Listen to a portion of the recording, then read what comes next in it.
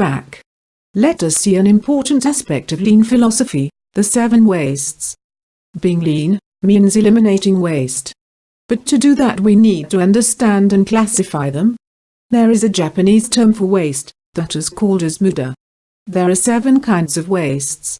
Though, nowadays, additional types of Muda is also identified and addressed under rules of talent.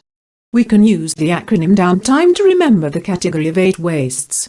Let us see one by one. What are these categories? 1. Defects. Waste due to rework, repair, replacement and incorrect information goes in this category. For example, the loose spindling comfy chair. 2. Overproduction, which means producing more than the demand. In Alex's case, making more chairs or parts than in the demand can be an example of overproduction. 3.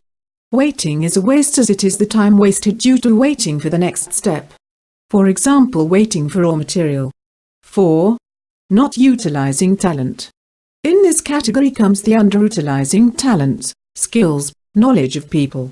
An example could be letting only Bob to assemble the chair. 5.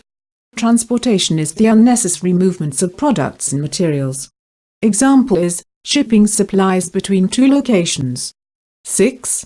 Inventory excess. In this category comes the excess parts, which are made above minimum target. For example, buying wood and other raw materials more than that is required. 7. Motion waste. When movement of resources does not add any value to the product, that is a waste. For example, frequent visit to the tools room. 8.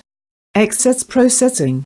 In this category comes more work or higher quality than is required. Example could be doing additional coats of polish on the chair body.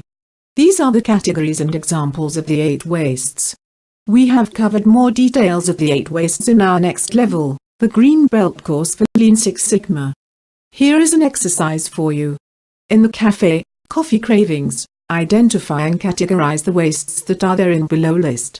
You may make use of the exercises for Lean Six Sigma workbook available for download in resource section of Udemy. Now we move on to the next lesson.